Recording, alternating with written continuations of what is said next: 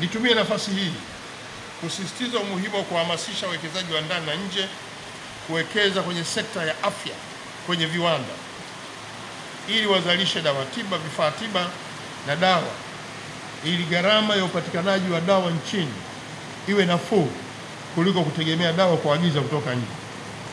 Ni lazima tushirikiane kwa karibu na wadau, hasa sekta binafsi, tuwe na mtandao wa usambazaji wa dawa, vifaa tiba ambao pia unaweza kufanya taasisi binafsi na umma ziweze kuzingatia maeneo haya.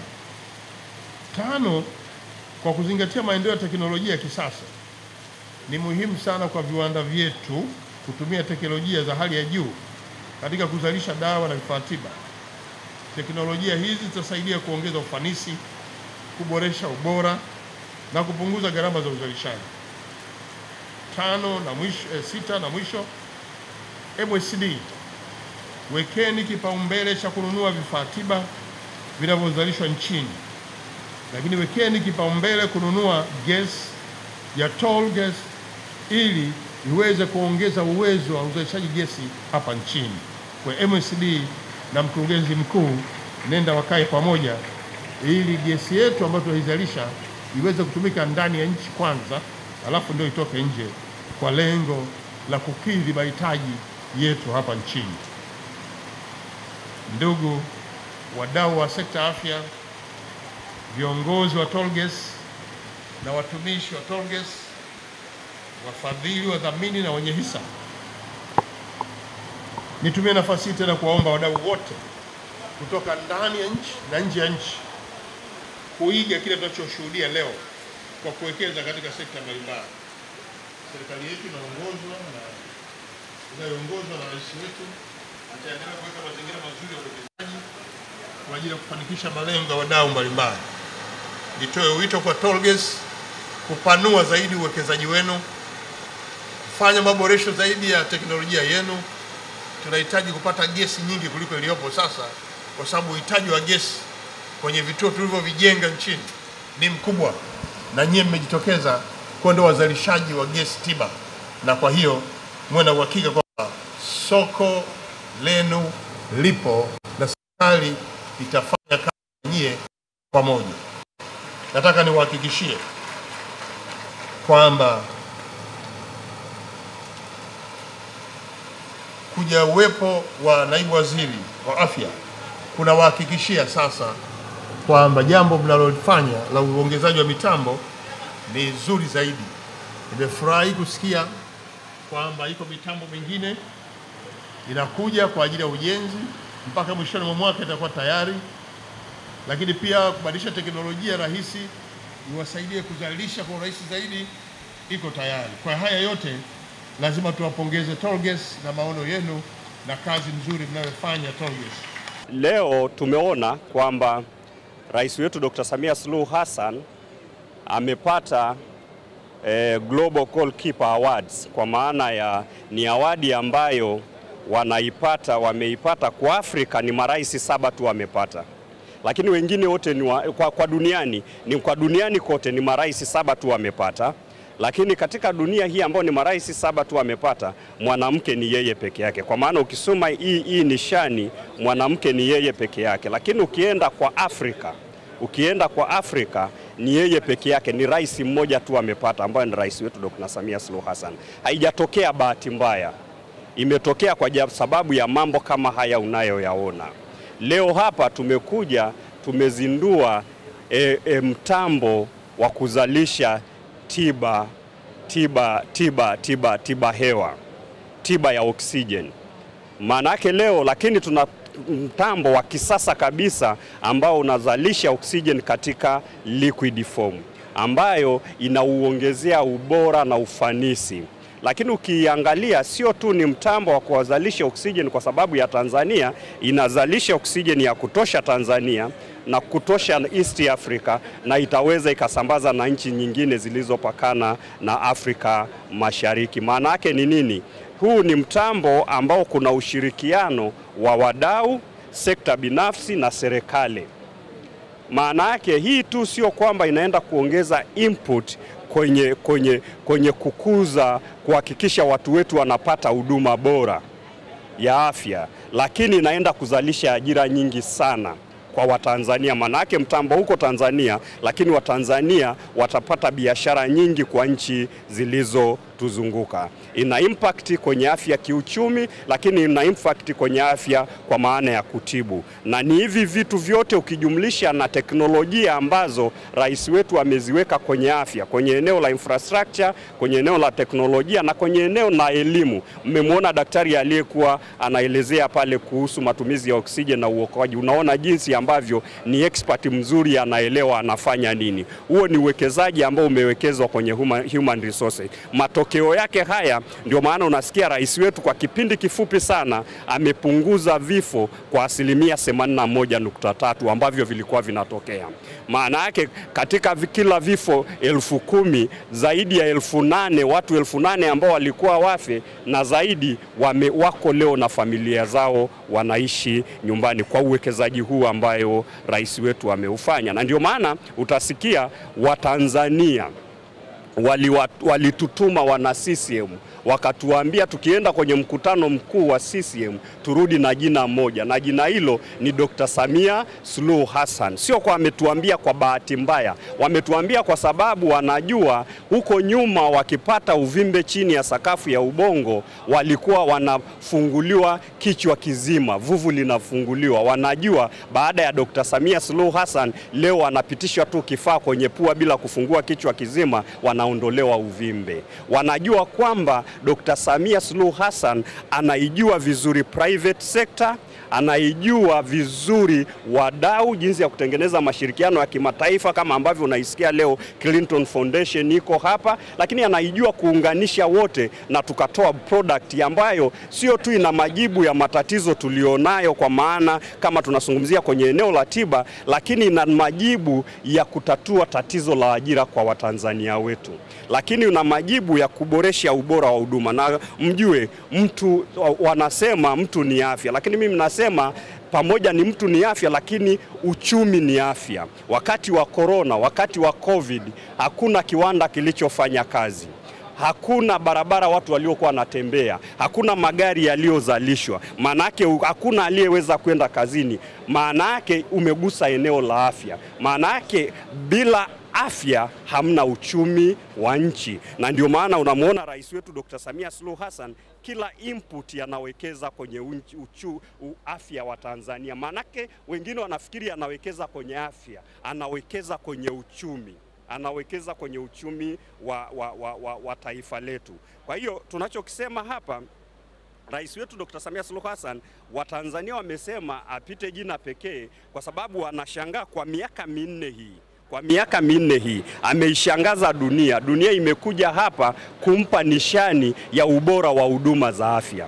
Kwa miaka minne hii sio tu investment yake aliyoiwekeza kwenye afya imetatua matatizo ya afya ndani ya Tanzania, imeoverflow na imetatua matatizo ya afya kwa majirani zetu. Kwa sababu Malawi, wengi wenzetu wa Komoro, Zambia na wengine, Kongo DRC, Burundi na wengine walikuwa huduma hizi ambazo leo wanakuja kuzichukua hapa Tanzania walikuwa wanafuata Ulaya na India. Leo wanakuja kwa usafiri wa gari, wanazifuata Tanzania badala ya kupanda ndege. Maanake gharama imepungua. Maanake tu si amewapunguzia tu wa Tanzania kutumia gharama kubwa kufuata huduma nje, amewapunguzia na nchi za majirani na nchi zilizo tuzunguka. Ndio maana wana CCM waliwasikiliza wa Tanzania, walitizama makubwa aliyoyafanya, wakasema Dr. Samia Suluhu Hassan ndio yeye awe mgombea pokee ndani ya CCM. Na sisi tunapopita tunaona vitu kama hivyo, tunaendelea kuzindua na waziri mkuu anazindua mambo mengine. Sio swala tu ni kuzindua, kwa kipindi hiki tunaendelea kuwadhibitishia kwa nini tulifanya uamuzi ule siku hiyo kule Dodoma. Tumefanya kwa sababu kwa miaka minne kama haya yamefanyika, tunajiuliza miaka 5 ijayo nini kinakuja. Na ni tumaini la wafanyabiashara, nitumie fursa hii kuambia Watanzania, hasa watendaji wa umma, hasa wanaohusika kwenye maeneo mengine yanayogusa wafanyabiashara, yanayogusa biashara za watu, wajue nguzo muhimu ya kulisimamisha taifa ni biashara.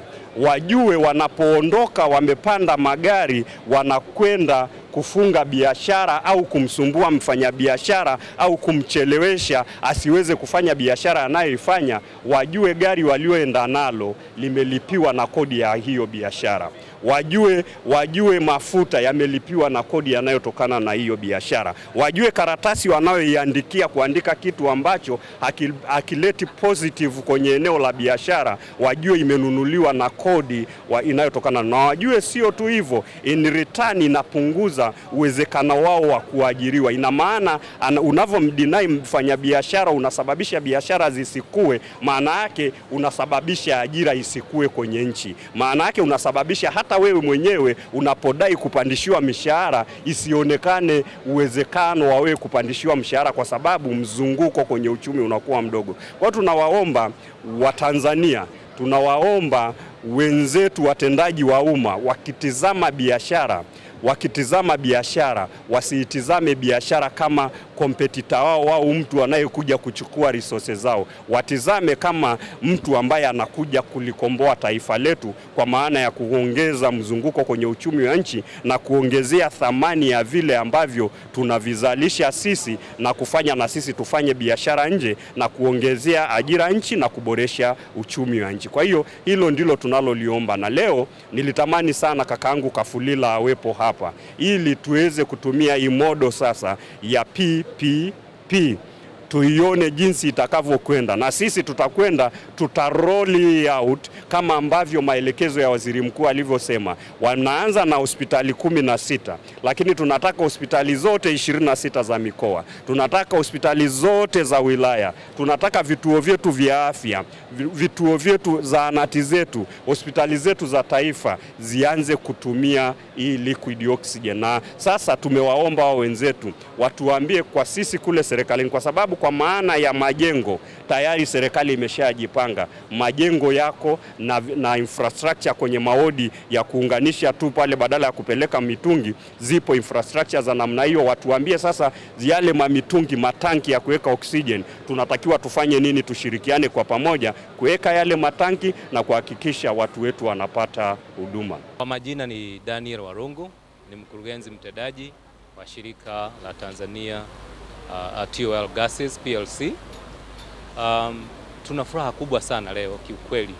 Mwitikio wa Mheshimiwa Waziri Mkuu kuja kufungua ama kuweka jiwe la msingi la mtambo huu ni dhibitisho dhahiri kabisa la serikali kutoa ushirikiano na sekta binafsi.